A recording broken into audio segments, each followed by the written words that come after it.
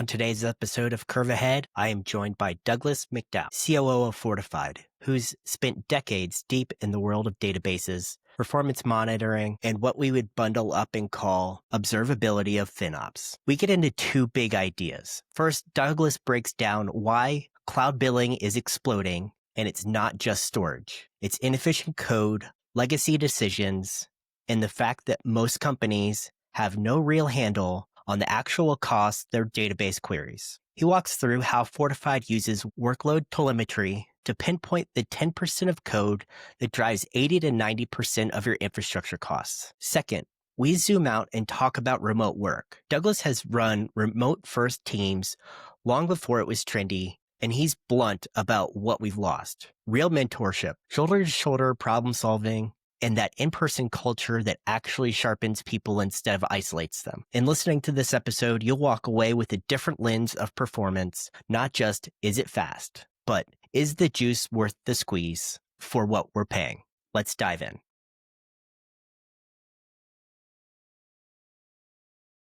Hey, Douglas, welcome to the show. Do you mind introducing yourself? Sure. I'm Douglas McDowell. And do you want the full rundown? How much introduction do you want, Brian? Tell me about your background. Tell me about kind of your past work experience, what you've worked on, and then how that's led you to Fortified. Sure. Yeah. And so, I'm COO at Fortified, and we're a SaaS company. But I've been in tech for quite a long time. I've seen a couple bubble bursts, so to speak. Started before the dot-com bubble burst, and have almost always been focused on database technology. First, from a services perspective, and did a lot of, back in the day, we called it data warehousing and business intelligence, and then advanced analytics. And it's all the precursors to everything that gets lumped into AI now. And did that from a professional services standpoint, and did a lot of managed services as well. And then moved into software in beginning of 2017, and was very focused on database performance monitoring. And, of course, everything monitoring has now become observability, it seems like. And I was with the company Century One, Century with an S, not to be confused with Century 21 or Century the Safe Company, but Century One, because we were a Century, a patrol that watched your database. And we got acquired by SolarWinds at the end of 2020. It's another company that has a funny name. SolarWinds doesn't do solar technology, doesn't have any renewable energy. It's another software company. And worked with SolarWinds, and few stops along the train there. And I'm at Fortified now, doing a lot of the same things because I'm focused on database performance monitoring, observability, and now FinOps. So it's a long way around the barn there, Brian, to tell you one of the things that really attracted me to Fortified. It's not just getting to do some of the things that I've been doing for a long time and have a passion about, but one of the more recent passions is around the cost of technology and total cost of ownership, the cost of the cloud, but then all up cost of technology. And that's one of the things that I'm getting to work on now that drew me into Fortified. I guess I'm supposed to say, and I skipped it, that the people were the reason I came to Fortified too. And I should say that because that's one of the most important things, regardless of what type of technology is exciting and I'm passionate about, but it's all about who you get to do it with. And I'd be remiss not to point that out. And that's a critical part of the draw. I love that response. It's funny. I've done nearly 100 of these, and you're probably the only second person who said the people. Yeah. So it's not necessarily always top of mind, though. Without the people, the execution becomes a lot harder. It is. Yeah. And, regardless of whether we want to talk about it or not, but before I was in technology, I was actually in restaurants and hospitality. And that was some days a miserable business to be in because it's just such a grind, but it was all about the people. And if you were working in a restaurant or a hotel that had great people, or if you were just on a shift where the people had the energy, then it didn't matter what got thrown at you. And so it's always been important. Yeah, it's funny. I've had a couple of situations like that in my career also, that like you find a core group of a few individuals that make your work-life balance, especially when everything hits the fan, so much easier. Like you trauma bond essentially, for lack of better terms. Yeah, I have had that situation during the '96 Olympics when I was doing cooking for the sponsor village. That was trauma bonding with the core group. We felt like we could do anything after that together. So tell me more about what Fortified focuses on. So you were telling me about DB performance, monitoring observability, but also cost of technology, total cost of ownership.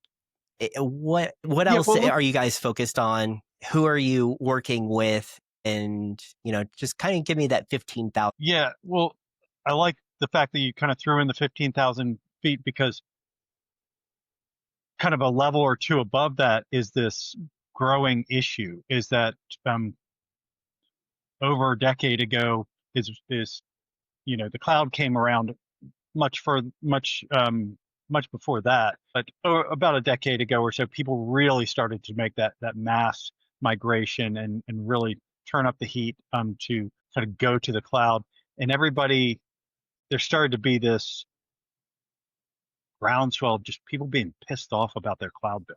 And but the thing was is that there was a shift, and I don't want to get into finance too much, but you probably have heard of capital expenditures and operational expenditures. Capital expenditures pay for something up front, and or operational expenditures kind of you rent it.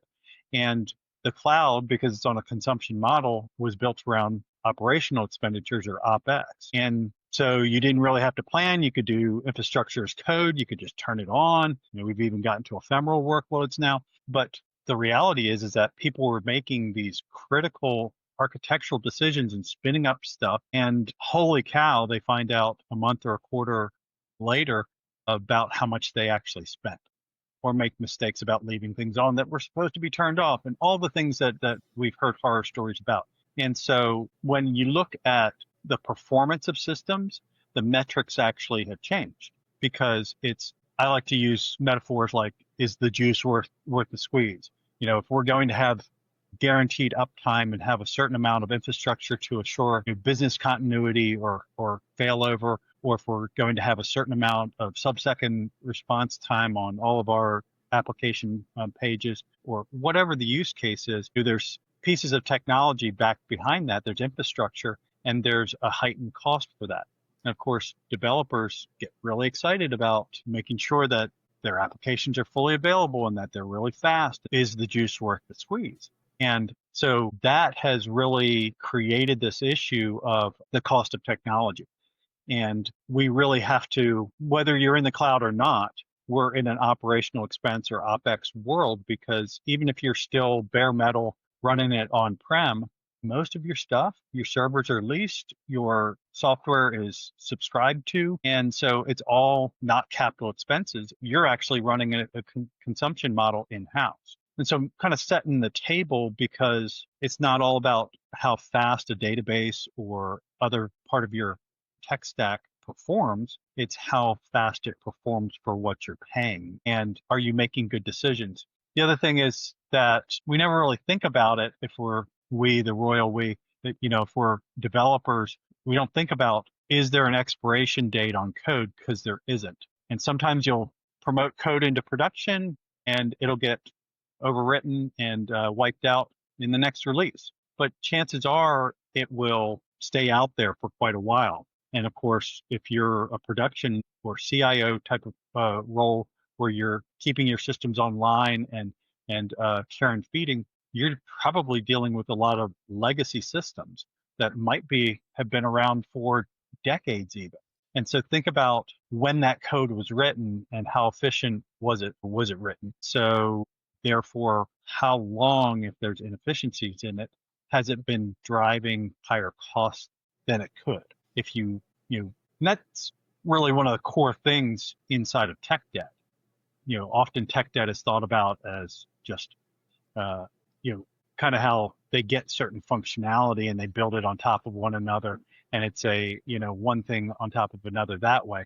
But it's also the underlying use of infrastructure and how efficient that is. And that's the can that gets kicked down the road more often than not, because historically, we threw CPUs at it, and we threw extra RAM at it, and we threw extra SAN arrays and other storage. And guess what? It fixed it that year, and it was cheaper that year than the man hours or whatever the effort would have been. But now we're 15 years down the road and you're still running that much extra horsepower.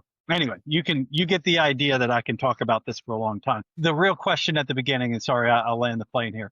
The real question at the beginning was what Fortified's doing about it. We're focused on database, and the reason we are is, well, number one, that's what we love and we know. But number two is that that's usually your most expensive and kind of critical mass workload in the tech stack. It uses the most storage. Well, firstly, is that every application is a database application. It has to Right. have a place for the data to live. So it has to be stored, it has to be updated, it has to be deleted if not needed anymore. Of course, data hardly ever gets actually deleted. It's still kept 5 different places. But anyway, it drives the most, resource utilization. So that's why we're focused on it. But then we're using monitoring or observability information that historically was all about performance. How do we make it faster? And we're taking that and we're saying, well, actually, we have the actual workload information, so we can look inside that workload and say, what is the cost of inefficient code all the way down to the query level? Because usually what happens is about 10 to 20% of all your code, usually about 10% of it, will drive about 80 to 90% of your overall resource utilization, therefore your cost. And so we can be really prescriptive in saying these lines of code are, you want your bang for the buck to really increase. That's where you need to focus, not on the whole database, not on the whole server. When do you typically see clients coming to you? Is it, hey, I just got my AWS bill and it's insane. Like, can you help me diagnose why it's so large? Or, hey, we have this on-prem service. We're considering going to the cloud. Can you help us evaluate the best options for us? Like, when do people typically come to Fortified and say, hey, we need your help right now? Yeah, well, the interesting thing is that we're finding that despite when people have a conversation and hear some of the things I was just saying, they kind of walk away. At some point, they have an epiphany moment, go, holy cow, yeah, this makes a ton of sense. And we need to do something about it. But the reality is that market space, specifically cost of code and the kind of the cultural thing around it, being considerate of that in the design process all the way up through testing before it gets into production, all of that stuff is still very emergent. And so we don't have but a handful of the people that come to us actually with some of the scenarios you were auctioning off there. Most of the folks are still coming to us with traditional use cases around database performance. When I think about database environments, I think about security, availability. Those are both binary. Database has to be secure, has to be accessible. So uptime and data access, those are binary. You get those wrong, people lose jobs, companies go under. But then there's this other big sphere that is performance, because that actually goes all the way to the end user of the applications and what is their performance experience with it. And so that's usually the litmus of whether the database is doing well. And so most people are coming to us to say, we've got performance issues, or we have availability. We want visibility around availability and security. And then we really need to do optimization for performance. And then by the time they become a Fortified customer, they're all in on the cost of their database. So it's not just all about the performance, but is it the performance versus what we are paying for? So one of the things that you had mentioned, and I think it's very timely, is with regards to uptime and security. Over the last couple of weeks, it's been wild with both an AWS outage last week and Azure, I think earlier this week. So like those are the one of the two biggest providers out there right now, name wise. Like, what are your thoughts on that? Well, sure. I think that it just proves out that there's no such thing as bulletproof uptime. And regardless of whether you're doing it in-house with good oversight, you're going with some type of semi-private cloud or data center, or you're going with one of the big boys, it's not an if, it's a when on the outage. And you just need to be honest with yourself about what your tolerance is for those types of outages, because it starts to get really expensive really quick when you say, okay, I can't afford to have all my eggs in one basket, so to speak. But then what does architecting multi-geo failover type of application look like? And again, is the juice worth the squeeze? Sometimes it really is, and it has to be that way. More times than not, it probably doesn't, and people just haven't really talked through. And that's where the whole practice of FinOps comes in, because there's first thing that you do in FinOps is that you gain visibility, and then you actually put costing on things and do what's called show back, where you show the actual cost of different things. Kind of one of the cliches in the database space and what we deal with is that people don't want to throw their data away. Like for instance, I don't know, there's a use case where you need to keep it around for 7 years, but then it doesn't matter that it's over 7 years old. No, what? It might be valuable. You go, it might be.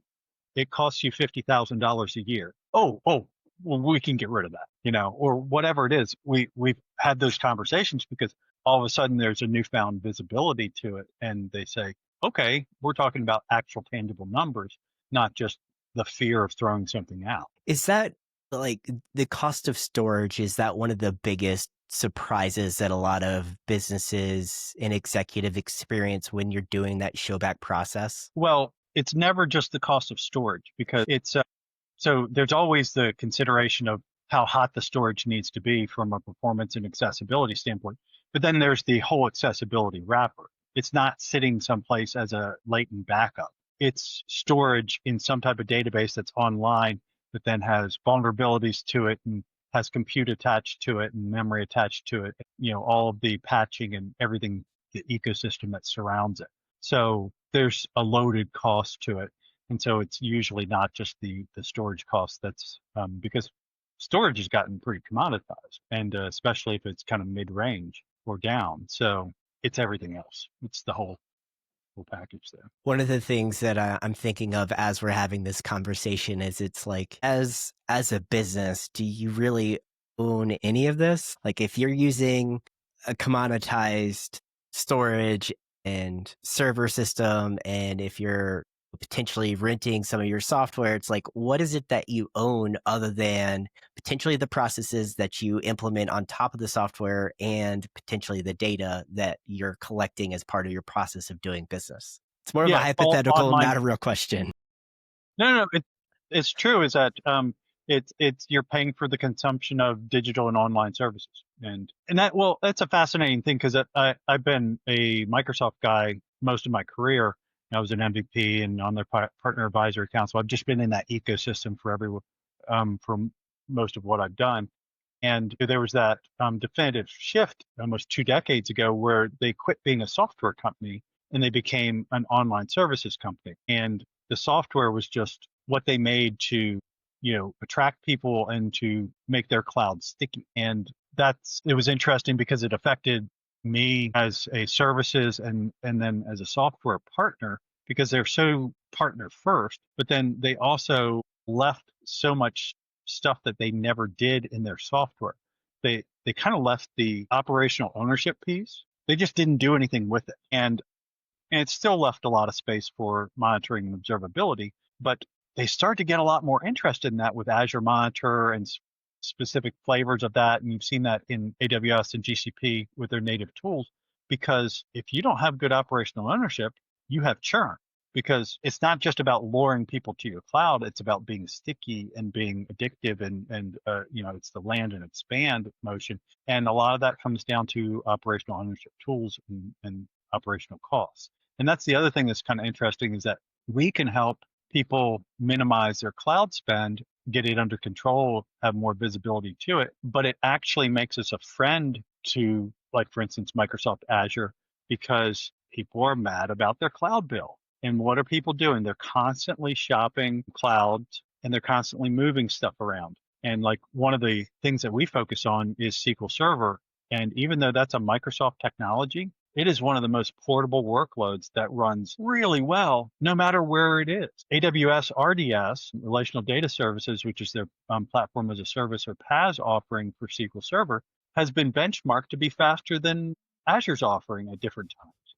So people, just because they're running on SQL doesn't mean that they're going to run it on Azure. And so Microsoft likes our ability to, if they can keep it in control and feel like they can have it in control, they're going to, data begets data. So if you have data someplace, it's going to grow. And so that's the holy grail, golden fleece, whatever of these cloud providers is getting your databases into their cloud because it's going to grow where it's planted. Yeah, that's too true. Getting ready to launch a new app and in working on, so I've done the framework for the database and getting ready to deploy the build for it. I was like, this is way bigger than I thought it was originally. Because originally it was like, oh, 5, 6 tables. No, I'm like 4 dozen deep. I'm like, oh, okay, this is going to take a minute. Well, yeah. And then there's this entourage effect too, because then you're going to build the app and you're going to get it into, you're going to have 3 environments where you may have more, but just hopefully you will have at least 3 environments of it to take it through application lifecycle. And once it's in production, you're going to get some customers. And then guess what? You're going to need reporting. And then all of a sudden, you're going to have more than one app, and then you're going to have backend systems, and data begets data. There's this whole entourage around it. And So one thing I want to change topics a little bit. During our pre-call, you had brought up something that I really want to dive into you with is, I mean, a lot of people, because of COVID in 2020, switched to remote work. And you and I had a very in-depth conversation about some of the pitfalls that surround that. So I want to dig back into that with you, if that's okay. Can we start with, like, what are your main pain points of remote work and some of the pitfalls that people are experiencing because of it? yeah, and just a little backstory there is that, when I was building and running my consulting company, we were completely remote first, kind of before it was a cool thing. So I had this nice finished basement office, but had those little windows kind of like right there. That was at ground level, but it was at a kind of head level in my office. And I had to add full spectrum lighting and things like that just to like keep me alive. And did that for over a decade in that office. And as nice as it was just like, I got to get someplace where I'm interacting with other people. And when I moved into software and was looking at my next opportunity, a key thing was, do they have an office, and does it have a vibrant, kind of culture there? And it ended up, I was living in Maryland at the time and got this opportunity in Charlotte where I am now. And that's what brought me to Charlotte. I'm like, I am moving. I'm going to be in the office. And then fast forward to, we got gobbled up by SolarWinds, and I became the site leader for the now Charlotte office. And we had COVID. And during COVID, I was me and like the facilities manager and the office manager. The 3 of us were in this massive office because we were the 3 people that came in. And I had to get out of the house. And then we finally had RTO. Remember RTO, return to office, and had a big party and told everybody that, if they wanted a job, they had to be there 3 days a week. And of course, most of them were really upset about that. And now we've kind of come to this place culturally in the work culture, especially in tech, where we've acquiesced to people being really flexible, hybrid, or even remote for most jobs. And a lot of that has been like a concession for recruiting talent, especially experienced talent, because you've got folks that, like me, have been in the workforce for quite a while, have a certain amount of experience. And if you want to get them into the organization, they don't want to come into the office, or they definitely don't want to relocate to a different city to be in an office. They'd rather do whatever they figured out they love doing during COVID. And so one of the things that I'm really concerned about, I'm seeing this make its mark on the younger generation, is that we have all these folks that are flowing out of college and into their first working experience, and they have no one to sit shoulder to shoulder, hip to hip with them and figure something out in their cube or at a conference room table.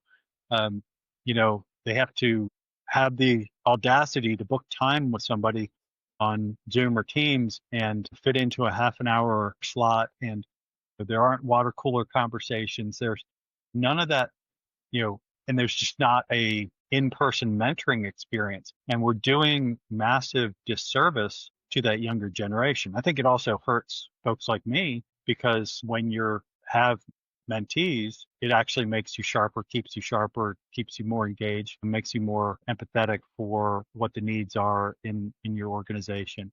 and those type of things. So the last thing on that is that, doesn't have to be the last thing, but just to put a little end cap on that is that, when you're remote, you have this new flexibility, but that makes you inflexible to everybody else. So back to the kind of scheduling a Teams meeting or Zoom or whatever you're using, that, well, your life gets carved up into, if you have the luxury of working an 8-hour day, that's, 16 segments of your day that are available to other people. And then you take into account time zones, and then people, once they start working at home, they feel that they're entitled to go pick up their children at whatever time, or whatever else comes up. And you want to be flexible, but then all of a sudden that creates more constraints on when people can just get a minute of your time. And then I'm guilty of this, is that you're just not as accepting of a blind telephone call, which is the best thing that we can do, the closest equivalent of kind of walking down the hall and sticking our head in somebody's office and saying, hey, of course we have chat apps and things like that, but they lose tone and they're asynchronous and people miss them. It's so much different than sticking your head in somebody's office saying, I've got a problem with this. I really need your input on it. And being able to get 3 opinions on something because all 3 people are in the office. Anyway. Yeah, no, I'm with you there. I think that there is something that's kind of lost over time because of remote work, especially like people who have more experience in certain situations. And yeah, you don't necessarily want to be pinged, hey, can you chat? And then it's like, about what? Like, there's so many eye rolls that happen when that ping comes through on your computer. Yes, I can chat. Like, let me check my attitude when I'm reading this message, and at least, like, can you provide me more context to what you want to talk about?